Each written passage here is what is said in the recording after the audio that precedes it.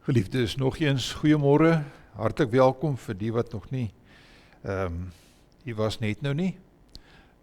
Dink dit was seker amper almal van julle, maar welkom aan die wat ingekom het. Namens die kerkraad net so 'n paar afkondigings. Ons vra u voorbidding vir almal wat op die lysie is. U sal so 'n afkondiging by die deur kry. As jy nog nie een het nie, daar is so 'n blokkie waarin almal se name verskyn vir wie ons bid. Ons vra maar u voorbidding vir elkeen van daardie ouens wat daar is. Ek wil graag Dani Cronje se naam bysit. Dani van Osprey, hier so by ons, en hy is ook in ons gemeente, hy is in die hospitaal in Klerksdorp. En dan Prof Sybrand Strauss is vandag in Vredefort, hy in Walda. Hy weet nie, geliefdes, vandag is nou die dag wat hy 50 jaar in die bediening is, Prof Sybrand, 50 jaar. En dit is die gemeente waarin hy ook eintlik maar groot geword het, is maar Vredefort gemeente, en hy preek nou vandag daar op hierdie dag, wat hy 50 jaar gelede as dominee georden is. Dit is 'n groot voorreg, dink ek, en 'n genade, onbeskryflike groot genade, dat hy dit kan doen. Ons bid maar vir hom, Hannes en Naomi van Vieren, wat altyd daar sit, hulle het saam met hom gegaan, om vir hom te ondersteun. Vandag daar so, nou ja, ek noem het maar, dat ons ook vir hulle sal bid, want hulle is nie ingesond nie hy Owal dan nie, maar die ander ook, almal daar so, het regtig u voorbidding nodig. Ons dank die Here ook vir elkeen wat beter word, nie. En dan, geliefde broer en suster, kom ons kyk, daar is nie tee en koffie na die diens nie, want hulle werk en hulle kap en hulle gaan te kere daar in die saal, al die groot krake maak hulle reg, hulle is nou daarmee besig. En dan wil ons ook vra dat ons sal bid vir die familie en vriende van Dani Nel. Dani was hier in ons gemeente lidmaat gewees, hy het gesterf en nou eerskomende Woensdag, 11 uur as die Here wil. Dit is sy diens hier so by ons in die gemeente. Ons dink maar aan sy familie, nie. Dan is daar Dinsdag koffie en kuier groepie vir die dames, ons susters, 2 uur Dinsdagmiddag, ek dink dit is ook hier by die saal, en dan ook Donderdag die gebedsaksie, né? Die gebedsaksie wat dan hier in die konsistorie is. Die Bybelstudie sal weer volgende kwartaal in aanvang neem, en dan die musiekbediening, waarmee Hermine vir ons wil help, as daar iemand is wat saam wil, wat aan die musiekbediening wil deelneem, moet jy asseblief maar net vir haar skakel, daar is haar nommer, hoor, dalk sing of so iets. Dan die koffie en die kuiergroep het ek vir jy gesê, die verjaarsdae is daar 'n klompie, sê vir hulle hartlik geluk met hulle verjaarsdae, die klompie wat verjaar hierdie week, en dan ook vir Adam sterkte, jy weet nie hoe dit nie, maar jy is gekies as ouderling, op die vorige kerkraadsvergadering, ne? Ons noem dit vir die gemeente, dat ons ook vir Adam en vir Mariaan sal bid, ne? Goed, ons is besig met 'n palisade projek hier so by die kerk, hulle is amper klaar met die palisades, dit is 'n groot werk, om hierdie palisades gereeld in stand te hou, geliefdes. Dit lyk mooi van buite af, en is 'n mooi beskerming, maar dit vra maar baie van die gemeente en van die kerkraad. Nou, Gideon hulle, Philip hulle, Ivan hulle is almal daarbey betrokke, ons is dankbaar daaroor. Daar is 'n winkel met klere, tweedehandse klere, en dan die finansiële opsomming van die huidige boekjaar. Jy sal sien daar so 'n tekort van R86.000, maar daar's 'n rede voor. Die rede is natuurlik die instandhouding. Die ou pastorie hier oorkant, so motorhuis se dak en ook die ou pastorie se geete is opgeknap. Ons het 2 mobiele brandblussers aangekoop, omdat daar nie meer water toevoer is vir hierdie tuinslange wat hier by die kerk vasgesit is nie. Dit is 2 groot mobiele brandblussers moes aangekoop word om dit te vervang, want die kerk moet 'n brandblusser hê, en dan die palisade projek het ek vir u genoem, en dan die krake in die kerk, wat ook 'n groot werk is, nee. Daar is allerlei versterkings wat in die mure ingesit word, wat keer dat hy nie verder kraak nie. Ons het 'n ingenieur wat kom kyk, en dit is klomp geld. Maar ons moet dit doen, die Here het vir ons hierdie goed gegee, en ons moet daarna kyk, nee, is dit nie? Nee, dit is ons verantwoordelikheid. Nou goed, kom ons, en ons dankie vir elkeen se bydrae, as u vir die Here dankie sê ook, in u lewe, vir sy genade. Nou ja, geliefdes, kom ons buig ons hoofde. Ek slaan my oë op na die berge, waar sal my hulp vandaan kom? My hulp kom van die Here wat hemel en aarde gemaak het, wat getrou bly tot in ewigheid en nooit die werk van sy hande laat vaar nie. Amen. Broer en suster, genade vir julle en vrede van God ons Vader, Jesus Christus die Here, deur die kragtige werking van die Heilige Gees. Kom ons loof die Here en ons sing lied 525. Lied 525, Here, hoe blymoedig en in dank oorvloedig maak u ons die hart. En ons sing die eerste vers en ons sing ook die derde vers. Die derde vers, Heer, u gee u lewe, so word ons vergewe en verlos van dood. In die groot ontferming gee u ons beskerming, redder uit die nood. Ons sal tot u, o Heer, in u heil met blydskap lewe aan u oorgegewe. Die eerste en die laaste vers, lied 525.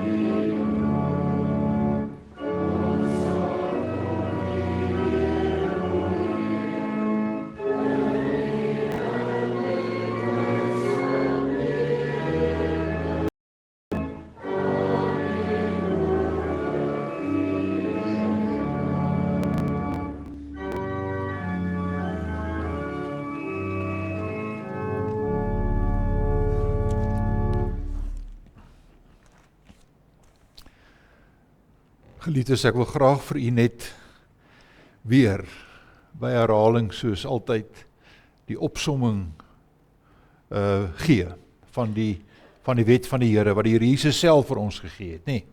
En daarom kom dit met groot gesag na ons toe. Dit is nie sommer net 'n klompie woorde nie, dit is gesag, dit dra gesag. As die Here Jesus vir ons sê, my kinders, my volk, my kerk, my liggaam, julle moet die Here julle God lief hê, met julle hele hart, en met julle siel, met al jou krag, so moet jy die Here lief hê, met alles wat jy het, met enthousiasme. En, sê hy, net so belangrik, jy moet jou naaste lief hê, soos jouself. Dit sê Jesus vir ons, Matteus 22. En dan sê hy, aan hierdie twee gebooie, liefde vir God, en liefde vir jou naaste, in die ou vertaling staan daar, hang die hele wet en die profete. Dit beteken, dit is die samevatting, dit is die boodskap, die kern van die hele boodskap van die Bybel. Liefde vir God en liefde vir die naaste. Nou ja, geliefdes, as die Here dit vir my sê, dan het ek onmiddellik hierdie boeling hier binne in my, want ek weet, liefde is maklik, maar liefde is ook moeilik. As ek my kon kry, iemand sê eendag, hy sê, alles in ons is so sonde, met sonde besmet. Die oomblik as ek dink, ek doen iets goed, is daar al klaar sonde daar binne. Dit is eintlik 'n definisie wat ons nie mooi vir mekaar kan verduidelik nie. Sonde is nie iets eenkant nie. Sonde is deel van my. En dit het die Here Jesus kom dra. Dis deel van my wese. En daarom staan ek voor die Here skuldig. Ook oor sy wet wat ek elke dag oortree. Kom ons buig voor die Here, geliefdes, en ons bely ons skuld, ons sonde, ons swakheid, ons tekortkominge voor hom. Net hy kan dit wegvat.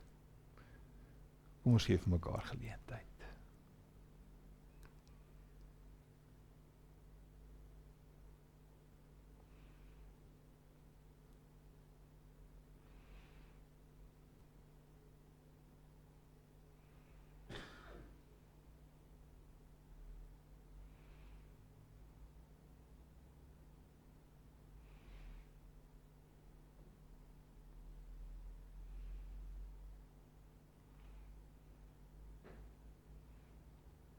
Liewe Here, wanneer ons oor ons sonde dink en tot die besef kom van hoe sondig ons is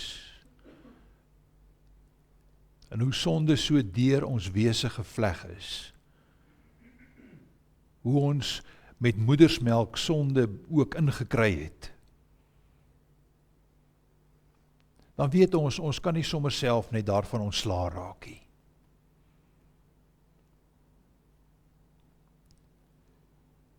Dan weet ons, Here, in die eie woorde, die Bybelse woorde, dat die duiwel elke dag na ons toe kom,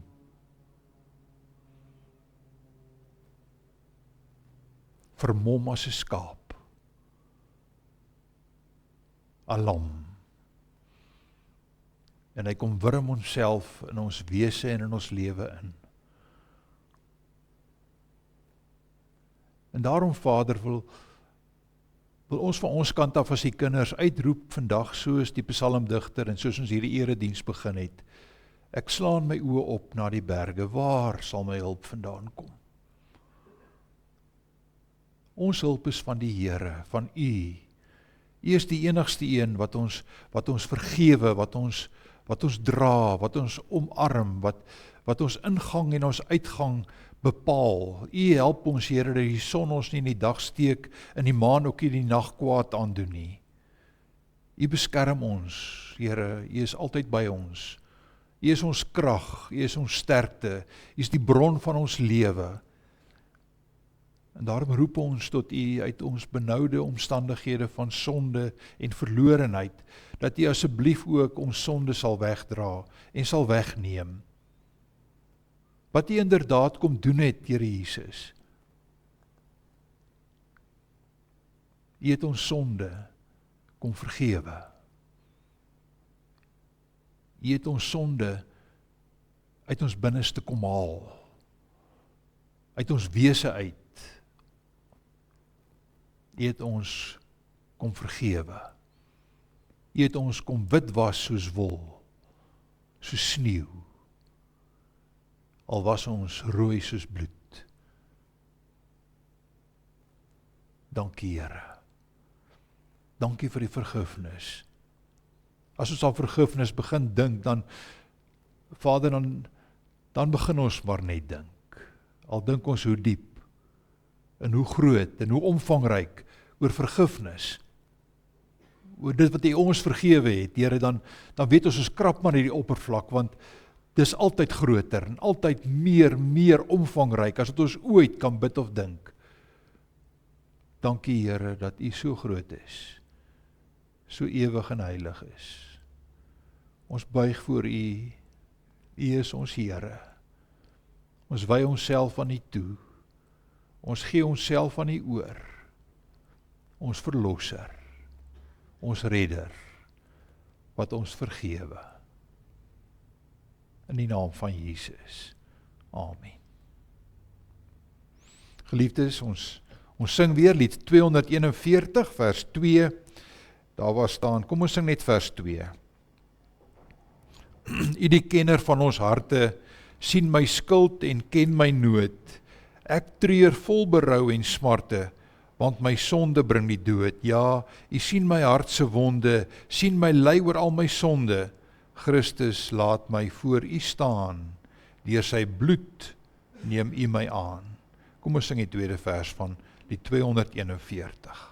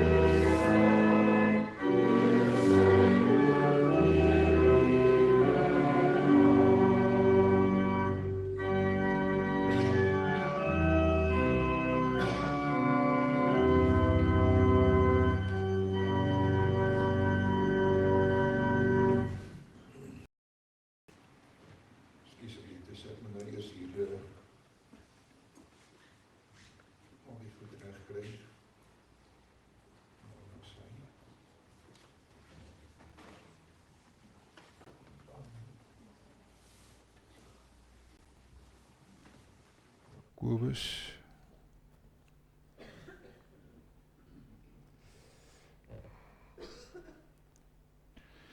Goed, ons lees nou Jakobus uit die Bybel uit, Jakobus 5 vers 7 tot 11.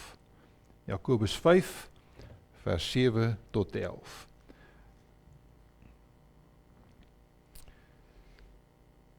Jakobus skryf vir 'n klomp gemeentes, nê? 'n Klomp gemeentes wat nie daar in Israel was nie, maar oor die wêreld versprei. Hy sê, wag dan geduldig broers, en by broers beteken dit eintlik wag dan geduldig broers en susters, totdat die Here kom. Let op hoe die boer wag vir die kosbare oes wat die land oplewer. Hy wag geduldig daarvoor, totdat dit die vroeë en die laat reëns gekry het. Julle moet ook geduldig wag en moed hou, want dit is nie meer lank nie, dan kom die Here. Moenie oor mekaar kla nie, broers en susters dan, sodat julle nie veroordeel word nie. Die regter staan al voor die deur. Broers, neem die profete wat in die naam van die Here gepraat het as voorbeelde van lyding en geduld. Ons noem hulle geseënd, omdat hulle volhard het. Julle het gehoor van die volharding van Job, en julle het gesien waarop die Here dit laat uitloop het. Die Here is immers ryk aan barmhartigheid en ontferming. Tot sover, geliefdes, lees ons. En dan die woorde van vers 7, wag dan geduldig totdat die Here kom. En dan ook vers 8, julle moet ook geduldig wag en moed hou, want is nie meer lank nie, dan kom die Here. Mag die Here ook sy woord aan die elkeen seën, geliefde broer en suster, en mag jy ook sy genade elke dag in die lewe ervaar wanneer jy die Bybel lees. Vir my, weet jy, vir my gevoel, nee. Vir my gevoel is daar een ding oor tyd.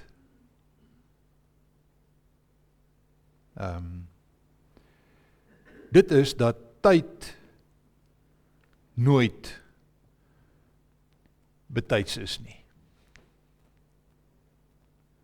Tyd is nooit betyds nie. Jy kan maar vir jouself dit ook gaan uitwerk. Daar's die geval waar tyd altyd te vinnig verbygaan.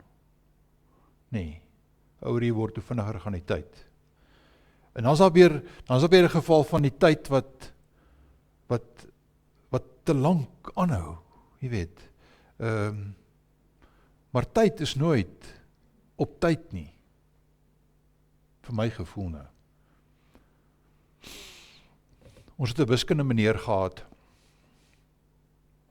so in graad 8 en 9 rond. Dit was standaard 6 en 7, nee, graad 8 en 9, standaard 6 en 7. Sy naam was meneer Simon Venter. Sy bynaam was die skim. Want hy het jou sommer so van 'n kant af geruisloos bygekom. Hy was Lysia Bekes, hier uit ons geleerder, uit ons gemeente, Lysia se pa. Baie slim en 'n baie wyse oom.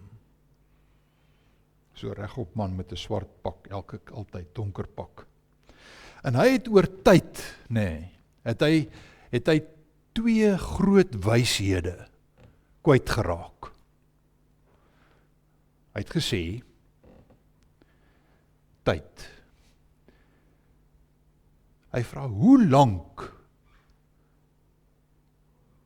vir jou gevoel nou, hoe lank voel 'n minuut, as jy met jou kaalboude op 'n rooi warm stoofplaat sit?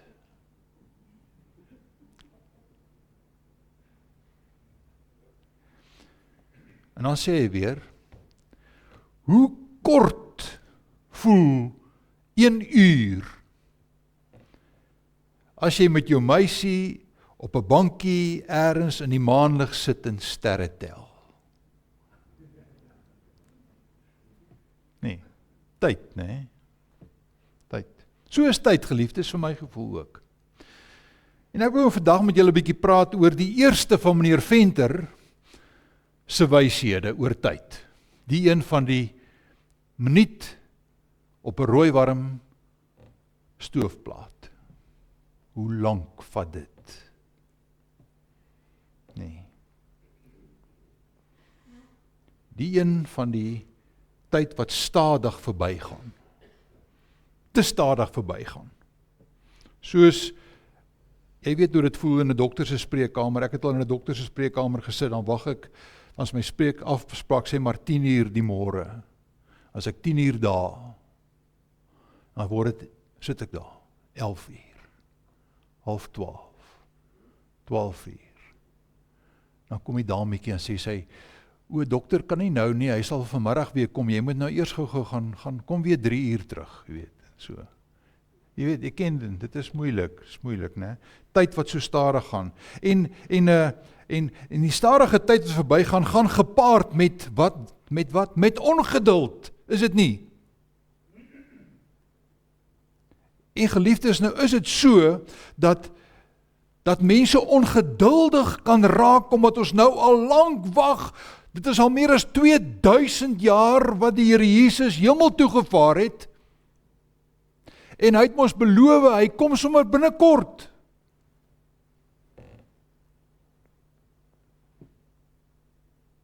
Ons kan maklik ongeduldig raak. Die mense in die Bybelse tyd, geliefdes, in Paulus se tyd, hierdie was Jakobus wat ons nou gelees het, maar Paulus se tyd, hulle kon nie meer wag nie. Dis nou te lank dat Jesus wegbly. En die mense het begin mor, en begin vra, soos ou tannie Susan van Rensburg, daar het ons vorige gemeente wat vir my sê, maar sy hoor hierdie storie van Jesus wat weer kom, al vandat sy 'n klein dogtertjie is, en sy is nou al 'n ou vrou, en hy is nog nie hier nie. Nou, hulle het ook so begin mor, nee. Dis pas 30, 40 jaar, 50 jaar na Jesus se hemelvaart. Nou begin hulle wonder, wanneer kom hy nou weer? En hulle begin kla. Paulus vertel vir ons in 1 Tessalonisense 4 vers 13, hy sê die mense begin vra, waar is die beloftes van Jesus se wederkoms dan? Alles bly dan net soos dit was. Niks het verander nie. Het God sy beloftes vergeet? Jy sien geliefdes, die mense oor die algemeen deur die tyd al raak ongelukkig met die oënskynlike trae gang van tyd. Dit voel kompleet of 'n mens op 'n rooi warm stoelplat sit. Dit wil net nie verbygaan nie. In die gemeentes wie Paulus hier skryf, Jakobus, ek het net vir u gesê, dis nie die gemeentes daar in Israel nie, hulle is oor die wêreld versprei, veral daar deur Turkye, daar wat Turkye vandag is, nee, Klein-Asië. Die gemeentes waarvoor Jakobus skryf. Dit het nie te goed gegaan in daardie gemeentes nie, hulle het begin, die rykes, daar was rykes en armes, is altyd rykes en armes nie. Rykes het die armes uitgebuit.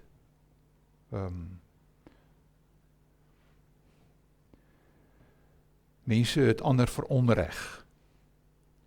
Hierdie ouens het daai ouens veroordeel.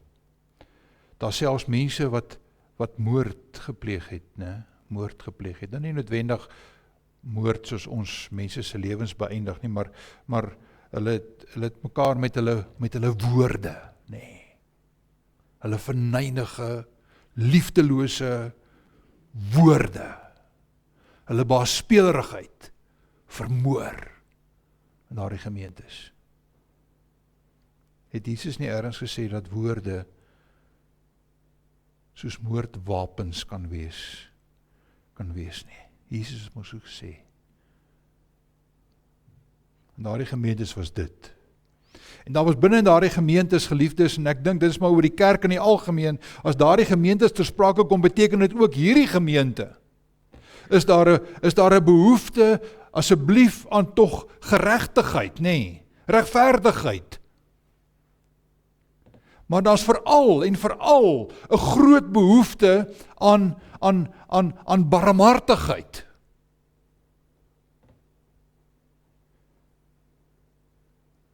Dit het so erg gegaan, geliefdes, in daardie gemeentes, en dit gebeur, dat die lidmate van daardie gemeentes teenoor mekaar begin kla het oor die toestand. Hy sê dit in vers 9, wat ons saam gelees het. Hulle begin kla. Nee, ongeduldigheid het uiting gevind in hierdie tipe van veroordeling van mekaar en neersien op mekaar en verontrechting van mekaar en vermoring van mekaar deur woorde. Hulle ongeduld het daartoe gelei en nou kla hulle oor mekaar en dit is nie lewe nogal 'n waarding nie. Ek weet nie of julle dit al agtergekom het nie, maar ongeduld en klagte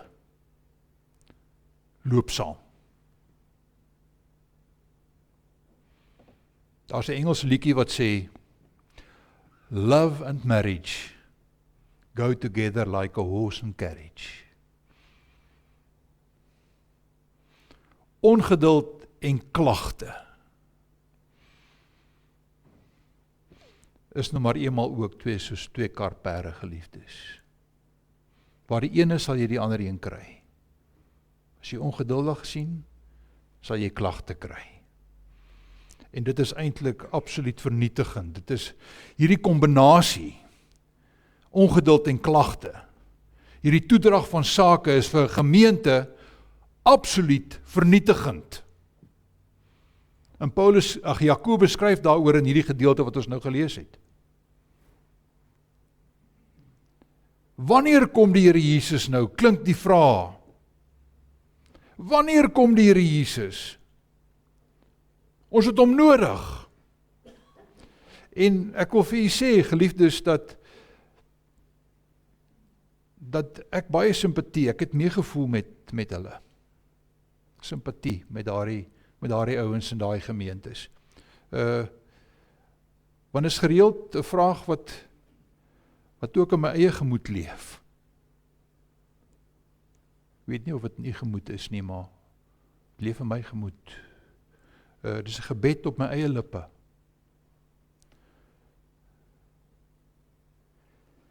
Wanneer kom Jesus weer? Want dit voel vir my of ek baie keer, dit voel vir my of ons baie keer op 'n warm stoofplaat sit. Die tyd wil nie verbygaan nie. Want waar is die vrede? Waar is die vrede? Waar is die geregtigheid in ons wêreld? Waar? Vra ek myself. Waar is die barmhartigheid? Waar? Die barmhartigheid waarvan Jesus praat, waar is dit? Waar is dit, geliefdes? Wil jy nie kom nie, Here? Asseblief. Want in plaas van blydskap in hierdie wêreld en in die kerk waarin ons is, in plaas van blydskap, is daar heeltemal te veel verdriet. In plaas van vrede, is daar die allerverskriklikste oorloë en tweedrag. En u weet sommer nou in hierdie wêreld is daar 'n oorlog in Oekraïne en is daar 'n oorlog in Palestina. En ons mense is in die Kongo, waar daar nou al hoe lank 'n oorlog aan die gang is. 'n Vreeslike oorlog. Waar is die vrede? Ek vra myself. Want in plaas van oorvloed, in plaas van melk en heuning, is daar oral 'n gebrek en 'n hongersnood. In plaas van dat kindertjies vrolik huppel en uitgelate soos kalvers, nee, klein kalfies, soos kalvers baljaar. Dit hoort eintlik so. Kinders moet so wees. Snak kinders benoud. Net 'n asemteug gee en 'n hartklopie weg van die stof waarop hulle lê.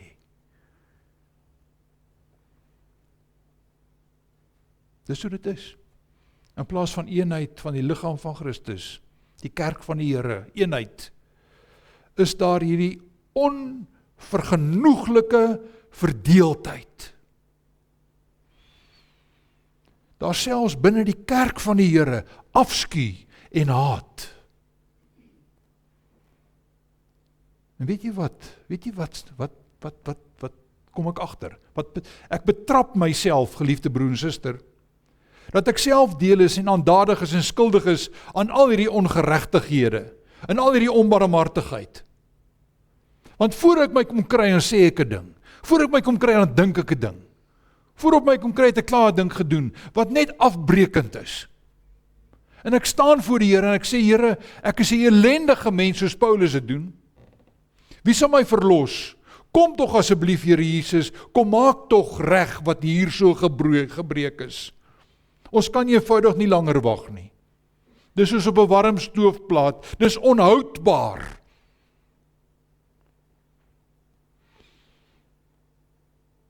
En nou kom Jakobus, te midde van die sulke omstandighede, ons is dalk ook net erger nie, maar sulke omstandighede, en kom Jakobus, dis die Here Jesus se boetie, so tussen aanhalingstekens, nee, Jakobus. En hy kom vir my en vir jou, vir ons gemeente, en hy kom sê vir ons, julle moet geduldig wag. Wag geduldig. Julle moet moed hou, want is nie meer lank nie, dan kom die Here. Julle moet geduldig wag. En dis die woord, geliefdes. Geduld. Geduld is die woord. Ek tel sommer in hierdie ou kort gedeeltetjie vir hierdie paar versies 4 keer die woordjie geduld in hierdie paar versies. Geduld is ons Afrikaanse woordjie wat die oorspronklike taal hiermee vertaal is. Maar dit sê eintlik te min, nee, dit het so 'n bietjie min om die lyf. Die woordjie geduld. Dit sê effe skraal om te sê wees geduldig as jy nou hierdie woord nou oor die oorspronklike lees. Maar so is die Bybel, geliefdes. Ek weet nie of jy dit agtergekom het nie. Die Bybel is so, en die woorde van die Bybel is ook so. Die woorde van die Here is so, dat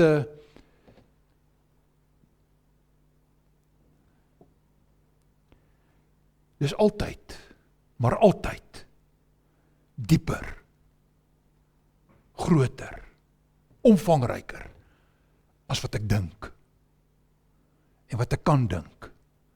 Die woord van die Here, groter, dieper, ook hier, die geduld, groter, dieper. Daar's meer aan geduld, geliefdes. Geduld is nie om net passief te sit nie. Geduld is nie om bietjie te wag voor jy kan eet nie. Soos Hanke, Ina se boetie vir die klein hondjie, gesê het, hy kan nie nou al eet nie, die hondjie, klein baba hondjie, het so 'n hondjie gehad in die huis. Dan sê hy vir hom, wag net bietjie hoor hy, voor hy kan eet.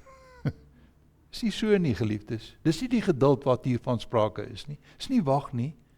Dis nie sit en wag nie. Dis nie soos jy in 'n verkeersknoop sit, en nou moet jy maar wag en jy weet later nie meer hoe moet jy maak nie, maar jy moet nog wag, want jy moet nou maar wag dat die karre kan ry nie. Dis nie daai geduld nie.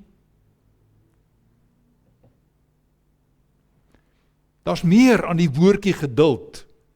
Dus hierdie geduld waarvan Jakobus praat, is om 'n lang asem te hê.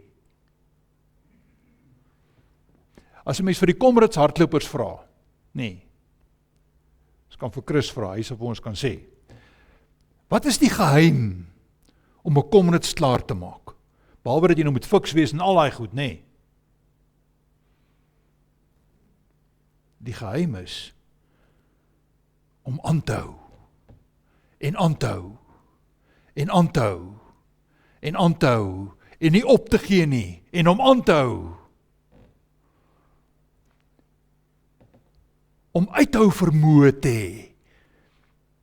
Dis hierdie geduld, hou aan, ten spyte van jou pyn, en alles wat teen jou is, die opdraand, en wat ook al, hou net aan, sit die een voet voor die ander een, probeer, hou net aan, hou uit.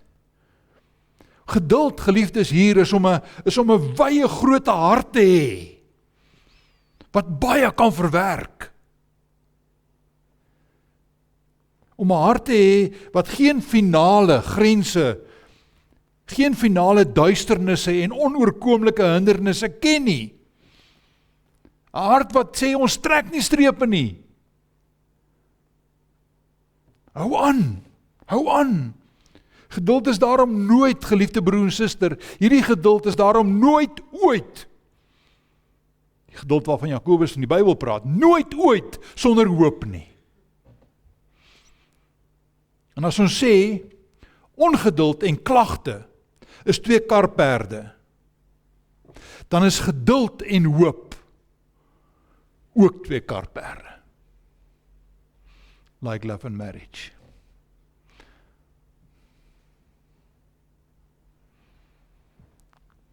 Geduld, geliefdes, hierdie geduld, die geduld, dit is mos wat Paulus erns sê in Galasiërs 5 vers 22, 'n vrug van die Gees.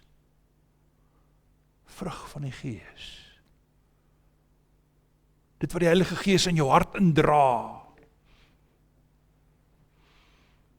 Dit spreek van 'n hart, geliefdes, wat oor alle hopeloosheid die groter prentjie kan sien. Dieper kan sien, verder kan kyk. Weier verder, en dan sien hulle die groot helper met 'n hoofletter geskryf, wat met uitgestrekte arms wag om ons te omhels. Dis die geduld en die hoop waarvan Jakobus praat. Geduld is 'n hart wat weet van wonderwerke, want so 'n hart ken die God vir wie alle dinge moontlik is.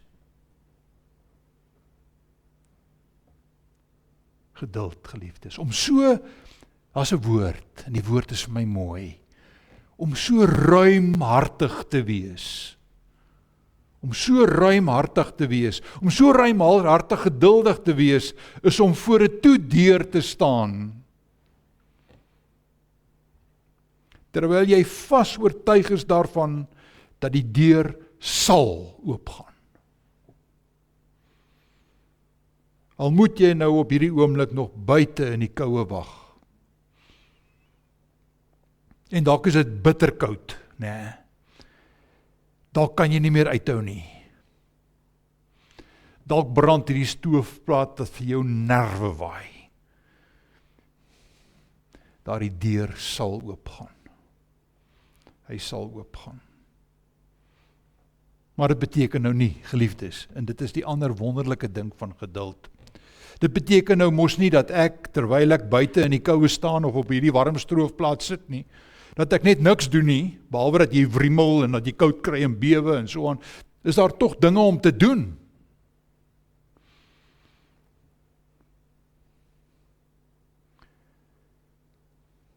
Ons laat tog mos nie in hierdie wagtyd, hierdie tyd van geduld, hierdie wagtyd dat die Here Jesus moet kom, maar Gods water oor Gods akker laat loop nie, nee, ons doen dit mos nie dit nie. Nee, weet jy wat, nee, ons slaan munt uit hierdie tyd, want ons is nou in die wagtyd. Geduld beteken, geliefdes, nie niks doen nie.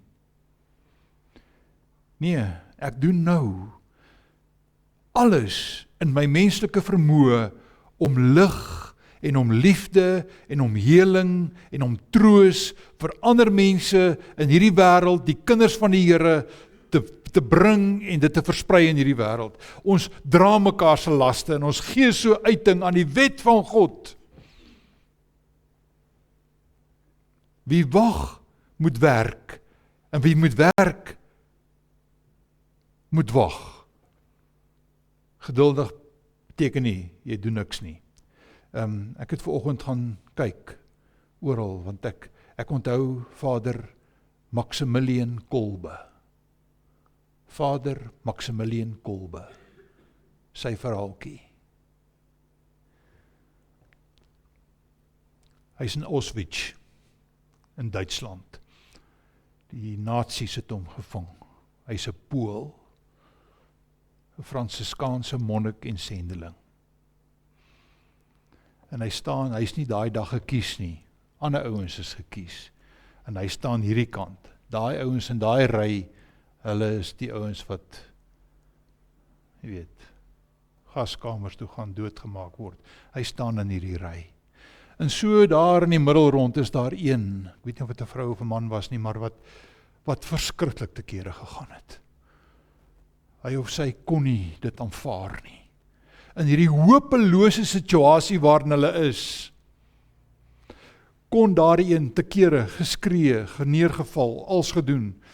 Toe gaan Vader Kolbe na die bevelvoerder, toe sy van was Fritz. En hy sê vir hom, ek sal in daai een se plek gaan, dan kom staan daai een hier. En die Fritz wou nie. Hy wou dit nie doen nie. En toe sê Vader Kolbe later vir hom, weet jy, ek is 'n dominee. En toe hy sê hy is 'n dominee, toe kry Fritz so 'n grynslag op sy gesig en hy sê goed. En hulle ruil plekke. En Vader Kolbe gaan in daai ou se plek. En op 14 Augustus 1941 word Maximilian Kolbe vermoor deur 'n giftige inspuiting. In sy hopelose situasie, geliefdes, word hy Jesus vir iemand anders. In jou hopelose situasie, in ons uitsiglose tyd, in ons tyd van wag, geliefdes, doen ons iets.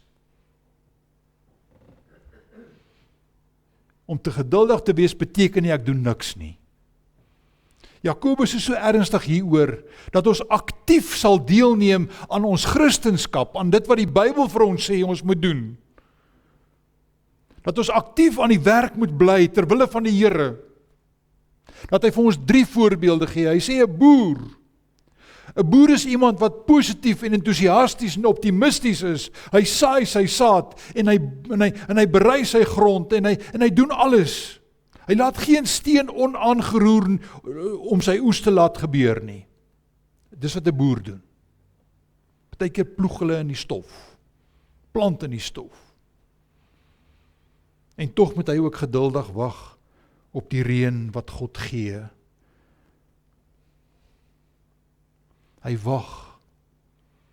Maar elke môre kan ek myself voorstel, as hy sy ontbytjie klaar geëet het en hy sê, hoor ek moet nou gaan. En hy vat sy ou hoetjie en dan sy op in sy karretjie of sy bakkie. Waar gaan jy heen, my man? Nee, ek gaan 'n bietjie land toe. Hy gaan land toe. Al het dit nie gereën nie. Dis wat 'n boer doen. Nee. Dan sê Jakobus, kom ek vertel vir julle van nog iemand, die profete. Die profete. As daar nou mense is wat bly soeg en sweet, dan was dit hulle, die profete. Hulle tydig en ontydig, op enige manier denkbaar het hulle aanhoudend, sonder moeg te word, die boodskap van God se verlossing in Jesus verkondig. In moeilike omstandighede. Paulus vertel vir ons in 2 Korintiërs 11, dink ek is dit, of 3. Warmstoofplate het hulle opgesit. En baie keer het hulle nie eens gesien wat die uitslag van hulle arbeid was nie. Al het dit soos mislukking gelyk, het hulle aangehou. Tydig en ontydig. Verstaan julle nog nie? Kom ek vertel vir julle nog een, sê Jakobus. Kom ek vertel vir julle van Job. Ai, my broer en suster. Job. Hy het alles verloor, man. Rykste man in die ooste, so sê Job 1. En hy het alles verloor. Sy goed. Sy kinders. Sy vrou. Niks oorgehad nie. As hoopsitter.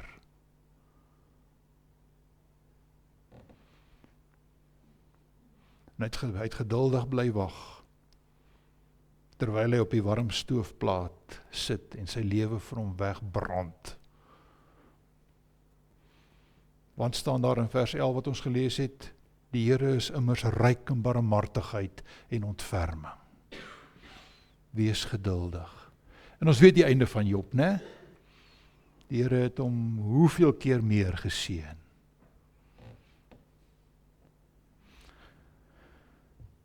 Geliefdes, ek weet nie of die Here langer wil talm nie. Ek dink eintlik nie die Here wil talm nie. Ek dink die Here wil nou kom. Die Here wil nou kom. Hy wil die tyd kortknip. Hy wil skoonskip maak van sonde hier in die sonde in hierdie wêreld van ons. Ek dink dit is ek die Here ken, hè. Jakobus dink ook so, want hy sê in vers 9, as regter staan hy al klaar gereed voor die deur. Hy wil die deur net oopmaak en inkom. Hy wil die deur net inkom, maar hy stel nog 'n bietjie uit. Hy stel nog 'n bietjie uit. Iemand anders sê, hy sê, die Bybel, nee, is nie 'n haastige boek nie. En die Bybelse God is ook nie 'n haastige God nie. Hy stel 'n bietjie uit, genade tyd. Hy vra sy kinders, die hele geliefdes, vir my, vir ons, nog 'n bietjie geduld. Hy wil graag kom, tog wag hy. Hy het 'n geduldige lang asem, want hy wil nie hê dat iemand verlore sal gaan nie, maar dat almal hulle sal bekeer. So sê 2 Petrus 2 vers 9. En daarom, my liewe broer en suster, wil ek graag vanmôre ook vir u vra, wees geduldig. Doen jou uiterste bes, en hou aan om kind van die Here te wees in hierdie tyd van nou. Dit is God se genade tyd. Amen. Ons hemelse Vader, ag Here, baie dankie dat U by ons is, en dat U ons bemoedig deur die woord. My gebed is dat ons meer geduld aan die dag sal hê. En terwyl ons geduldig is, o Here, dat ons met alles wat ons is, hard sal werk, ons bes sal doen, om u boodskap van liefde en vergifnis en redding en ewige lewe aan alle mense te bring. Baie dankie, Here. Baie dankie dat u ons uitgesonder het, dat u ons gekies het om die kinders te wees, deel van die kerk. Dankie dat ons vir mekaar kan bid, vir mekaar kan aanmoedig, om ook die wedloop waarmee ons besig is, volhardend te hardloop. Help ons, Here.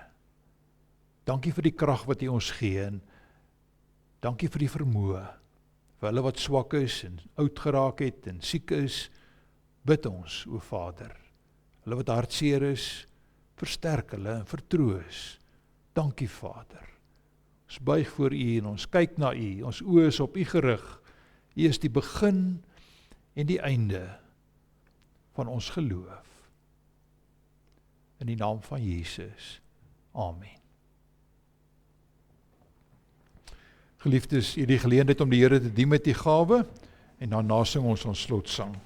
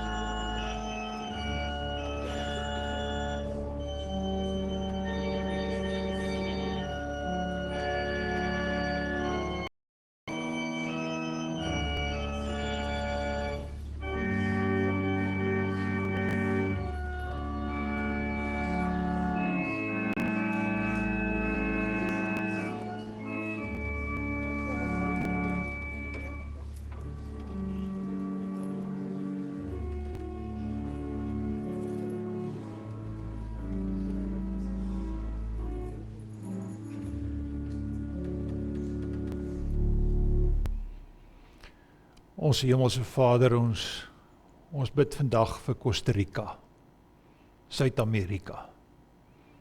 Ons bid dat die woord wat daar verkondig word en geleer word en onderrig ingegee word, die hele Suid-Amerika sal deurgaan en daar die hele vasteland, die kontinent, sal bereik, almal daar. Seën hulle, Here, en ook as hulle probleme het, dat die boodskap ook daar verligting en heling sal bring.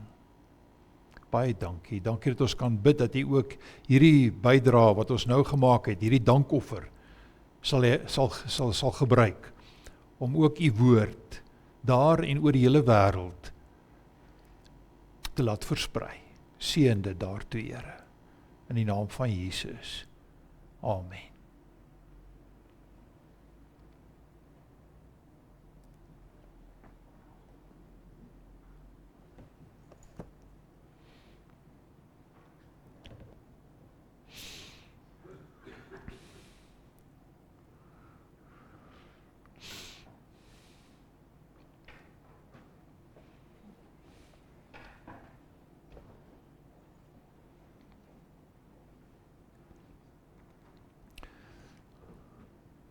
Ek wil net voor ons sing, wil ek net sê Jan en Lencia, baie dankie.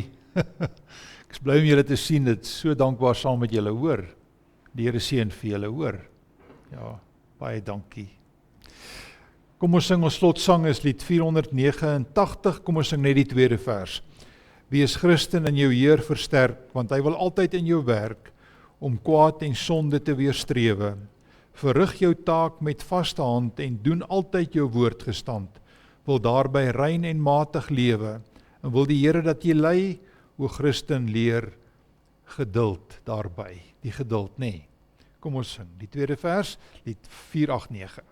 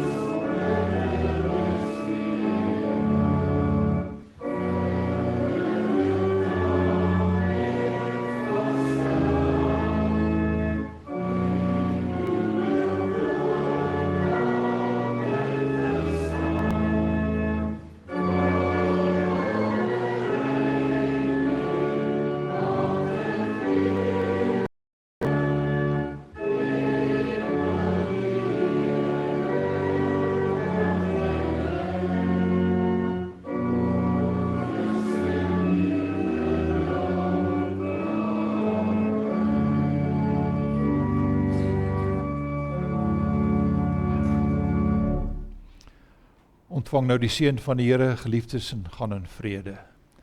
Mag die genade van ons Here Jesus Christus en die liefde van God en die teenwoordigheid van die Heilige Gees met julle elkeen wees. Amen.